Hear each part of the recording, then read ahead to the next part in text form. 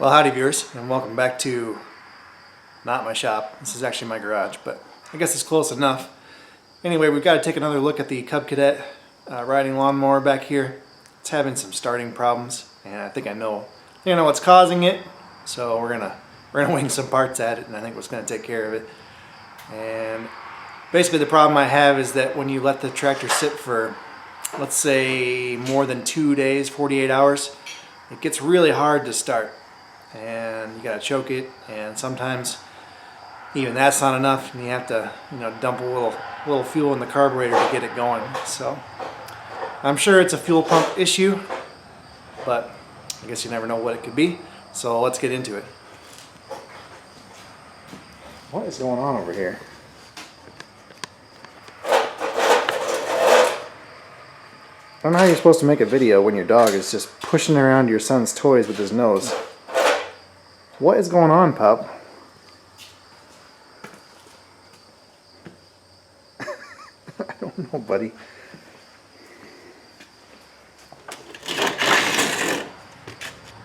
What, a caterpillar? That's what you've been freaking out about over here? It's a little woolly bear caterpillar. This dog's been trying to find this thing for a good solid 10 minutes. What are you going to do with it now, pup?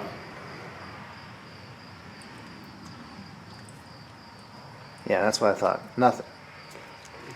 I'll show you guys what's going on. The tractor's been sitting now for, I don't know, probably about a week, maybe a week and a half. And yeah, I'll show you how long it has to crank before it starts.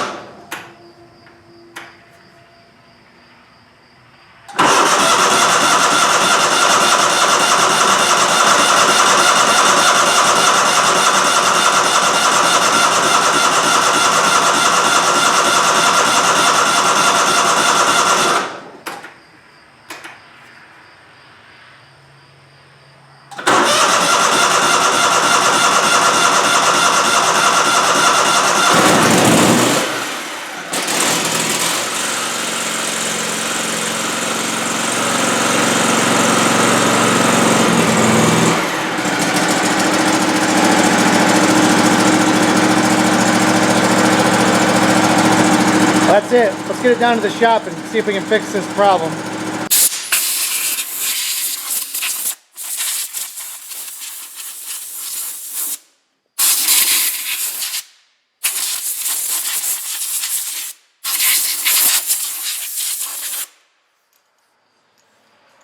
Okay guys, let's dive right into it.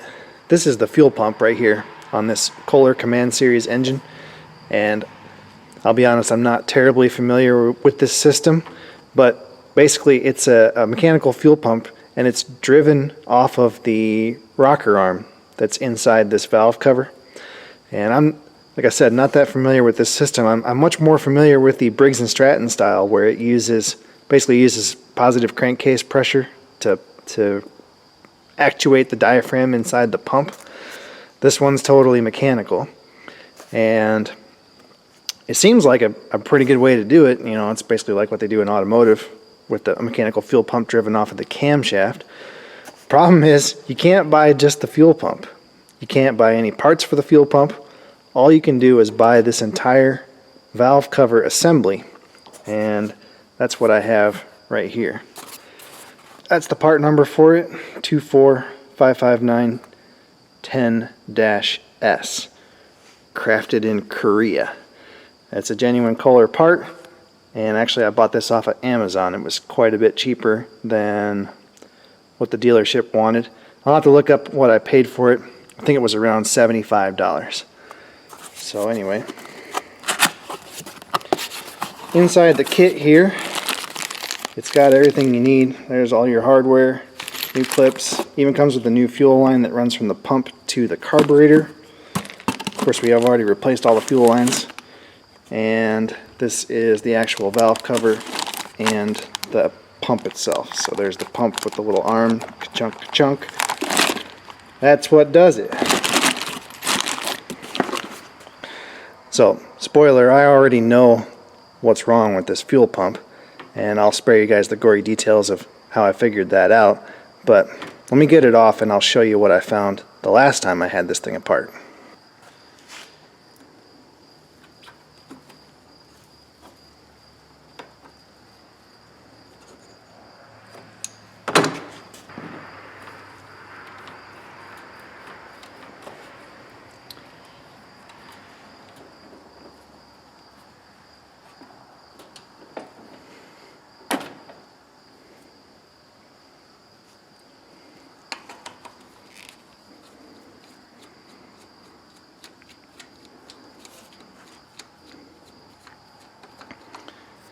I had a guy just absolutely take me to task in the comment box the other day. Way back in the infancy of my YouTube channel, I made a video about rebuilding a turbocharger for a 6-liter Power Stroke diesel engine. And it was, you know, like one of those spur of the moment things where I was getting ready to put it back together and I thought, hey, this might be something interesting to throw on the YouTube channel. So I flipped on the camera and, you know, recorded me putting in the new bushings and the new seals and stuff. And this guy just went bananas. Couldn't believe I would make a terrible video like that where I didn't even show how to take it apart. Because after all, taking something apart is the most important step. So, lesson learned, I will not make that mistake twice. You want to spend 10 minutes watching a guy remove 4 bolts, tune right in.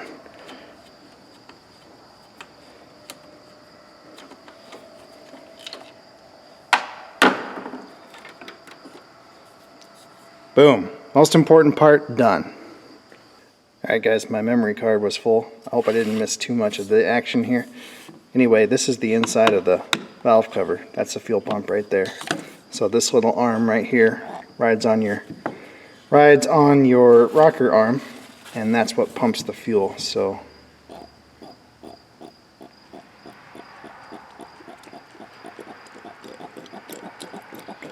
just like so. And like I said, it does work. I know that it can pump. The problem isn't the pumping, the problem is the checking. The check valve portion isn't holding. So, anyway, there are no serviceable parts inside this pump, but, you know, why should we let that stop us?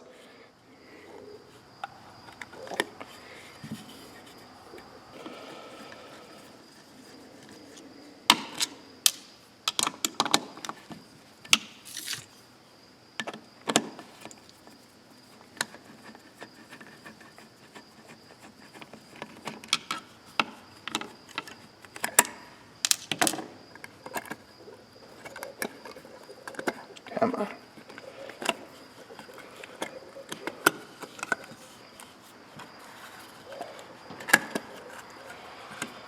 Man, if I would have just pulled that spring the other way. There we go.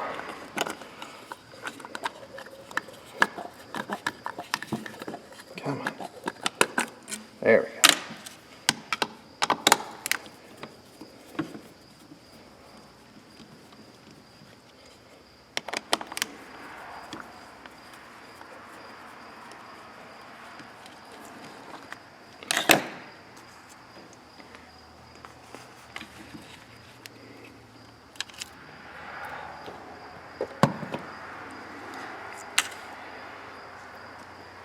Okay, perfect. I caught it in the act. So this is exactly the same failure that I found the last time I had this thing apart, and I'm glad that it did it again because we can see exactly what I'm talking about. So this is what the issue is with the fuel pump. It'll still work like this, but it won't hold it won't keep its prime. So you see this poppet valve right here? it's actually vibrated out of the plastic housing. So let me see if I can push that back down in there. So that's how it's supposed to be. And there's actually a little, behind this poppet valve, underneath of the seat, there's a little O-ring. See if I can get it out of there without sticking a pick through my arm.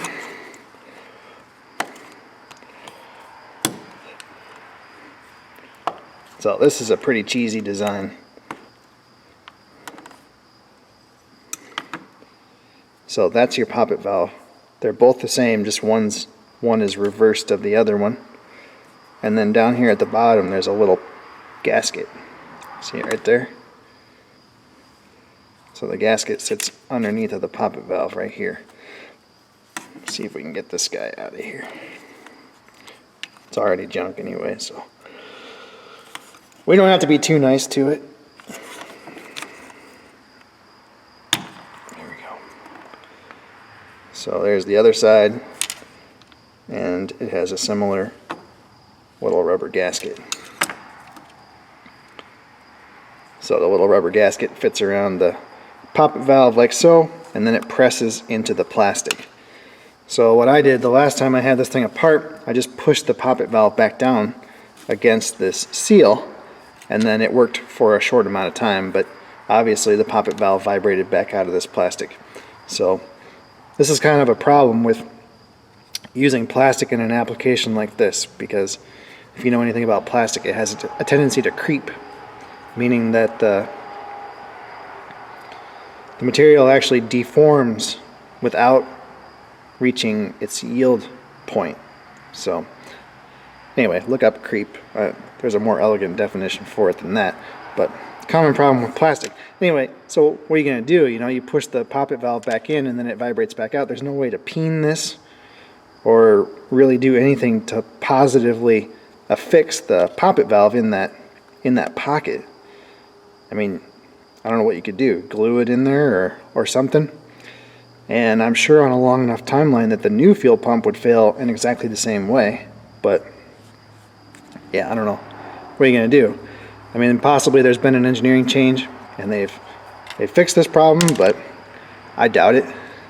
So yeah, kind of sucks, but I guess we'll just wing a new pump at it and everything will be just fine. Well, hopefully I got some of the removal process on, recorded. I don't know why that stupid disc filled up like that. I thought I had plenty of space.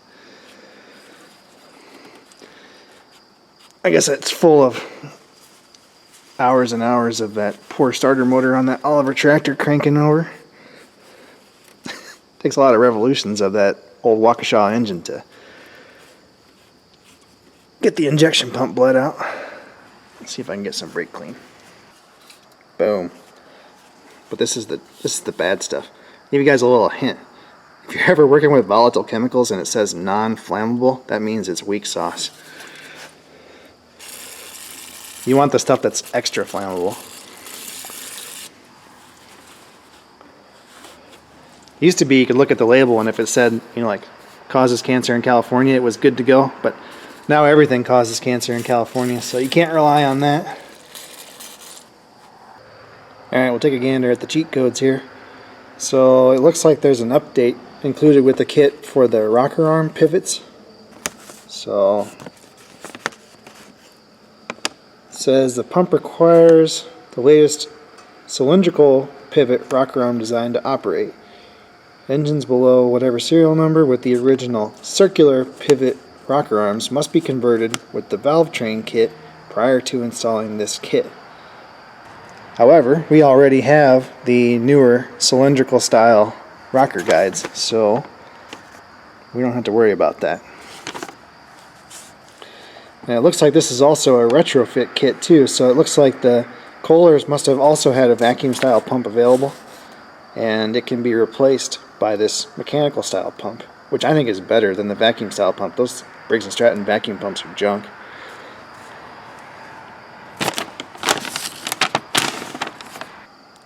What in the world? Tool for positioning fitting inside. Oh, I see. That's pretty hokey. So they give you a snap ring that you're supposed to use to adjust the location of the fitting, the index of the fitting. Alright, we'll get to that in a minute.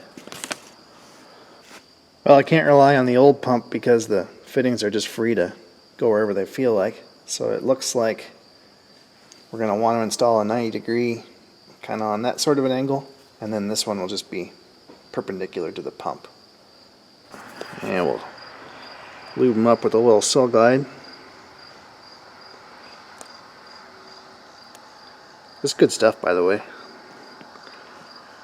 You can get it at any local Napa store, or you can also buy it, you know, like Amazon or whatever. Cell Glide is not a Napa brand.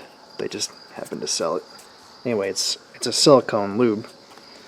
Works really good for O-rings because you can pretty much use it on any kind of rubber and it doesn't swell up the rubber like some oils will.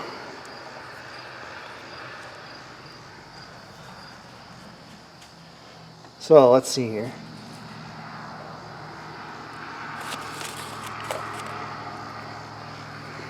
This is about hokey and a half. Looks like what you're supposed to do is take this snap ring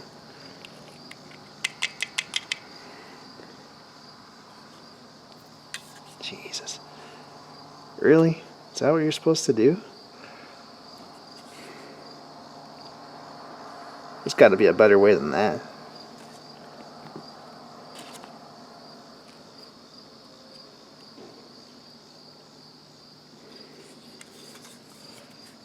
What would happen if we just squeezed it a little bit with our fingers? Yeah. Alright, we better do what the instructions say. Some freaking engineer figured this out, so.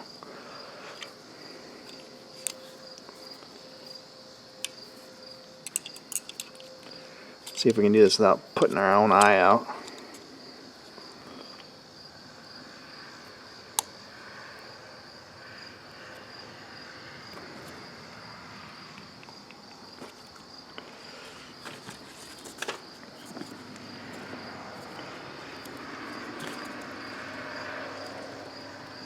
Jesus, this is about stupid.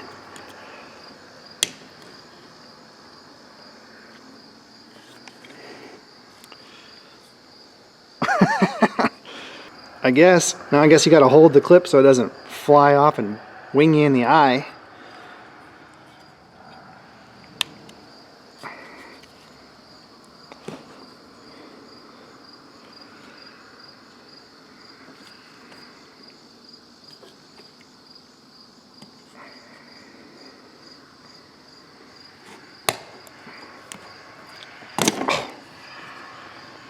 Jesus Christ. Okay, we're going to take this snap ring and toss it right in the scrap pile. I got these. These are some hose grip pliers. And I better get smart here.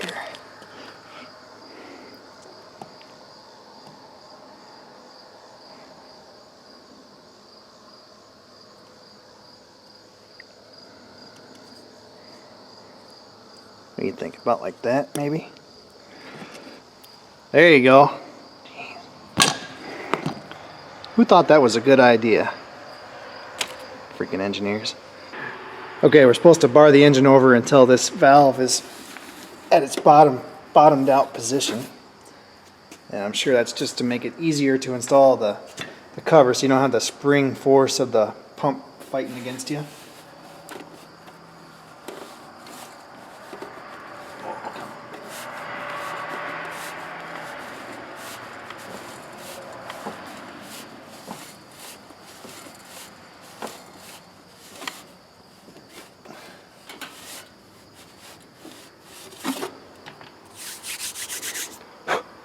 There we go.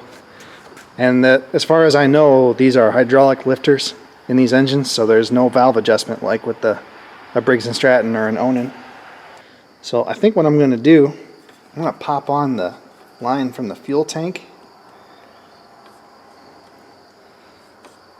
And then we're just going to pump this thing by hand and basically prime it up.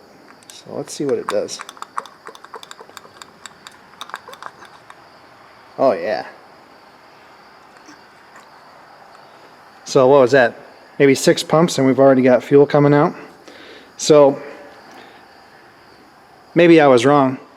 Maybe the check valve, it wasn't so much that the check valve wasn't keeping the fuel line primed so much as just having that internal leak in the poppet valve in the pump was making it basically barely pump anything at all. So yeah, based on the performance, just pumping it by hand, it should have primed itself, you know, in 4 or 5 revolutions of the engine. So maybe you're getting some bad information from me there. Anyway, make sure you install your gasket, and then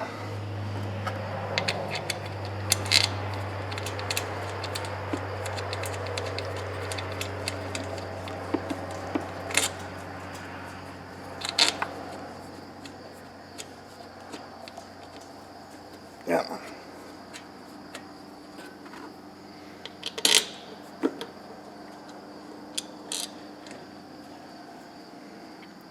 Alright. I don't know why anybody's watching this video. Obviously those are the wrong fasteners.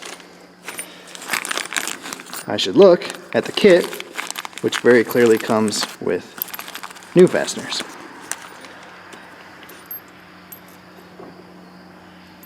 So it looks like in the old design, these are basically like a shoulder bolt, and in the new design they've put a cast, or in the new design they've actually molded a metal sleeve right into the rocker cover, so they don't have to make that fancy custom bolt anymore.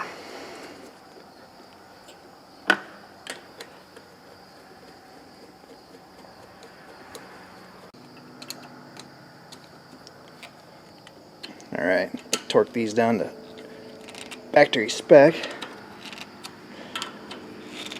Actually, it probably gives me a spec, but I'm sure it doesn't matter. Does it?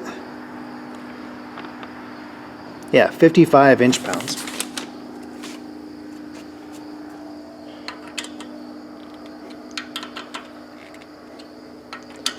So what's 55 inch-pounds? That's about, what, about 5 foot-pounds?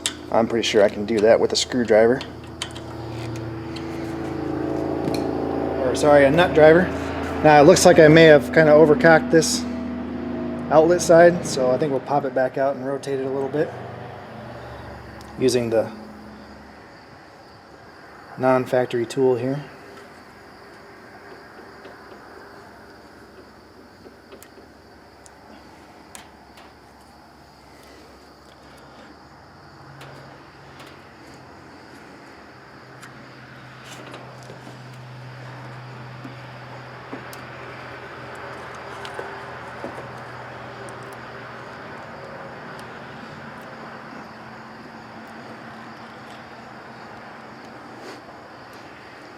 Okie doke, and it even comes with a new oil fill cap.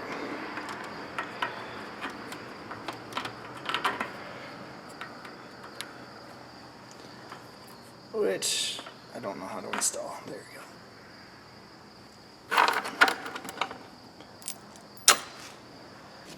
Now, I don't know, it's probably, I mean, the carburetor bowl should be full, so I would think it would start on that, but yeah, I don't know. Let's see what happens.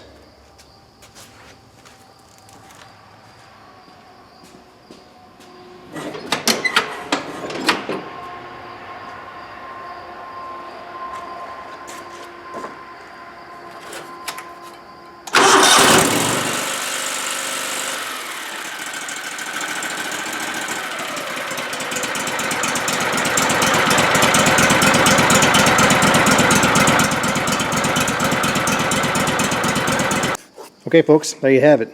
Installing a new Kohler 2455910-S mechanical fuel pump on your Kohler Command Series engine. Pretty easy job.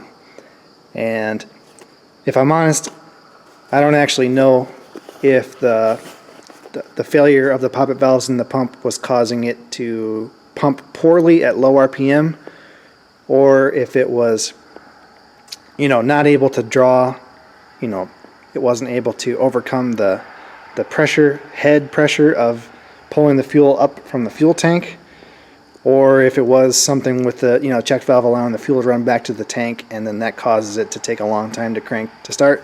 Probably some combination of all three of those things. You let the engine sit for a long time, the fuel that's in the carburetor evaporates, and it needs the fuel pump to fill it back up before it'll start. And obviously if those poppet valves are popped out of the plastic housing, it's leaking air everywhere and it can't really pump. Even though you saw me, I was able to pump it on the bench. That doesn't mean it's able to pump however much column of fuel, however high from the tank up to the engine. So doesn't matter. We fixed it, and it's really not a bad job. It's just the new fuel pump doesn't appear to have been updated really at all. So I'm assuming eventually I'll have to replace it again. But what are you gonna do? And I'll try to throw some links in the description to where I bought the fuel pump and the appropriate service tool to replace this rinky-dink setup from the factory.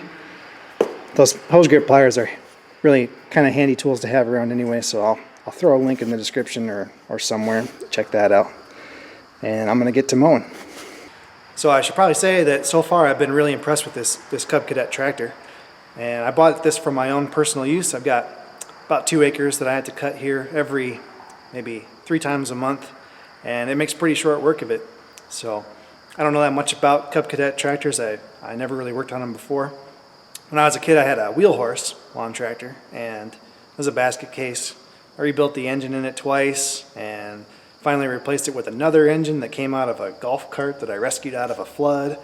And typical stuff you do when you're a kid and you have no money. This thing is way better. The Kohler Command Series engine seems to be very good. I would say it's better than the Vanguard Series Briggs & Stratton, which I'm more familiar with. Everything about it seems better made, and it has a lot of torque, a lot of power, and the deck does a nice job. The only problem is I don't have the baffle, so every once in a while it kind of, I don't know, it gets plugged up and it won't eject the grass out the chute, but that's not a big deal. I don't really care. The power steering is really nice. The hydraulic lift is really nice. Everything about it is pretty nice. And I got all the tires to hold air finally. I had to tube both back tires, but yeah, it's been working great. I need to replace the seat. I do have a new one. I just have never gotten it put on. But for the time being, it seems to work really well. So I better get back to mowing.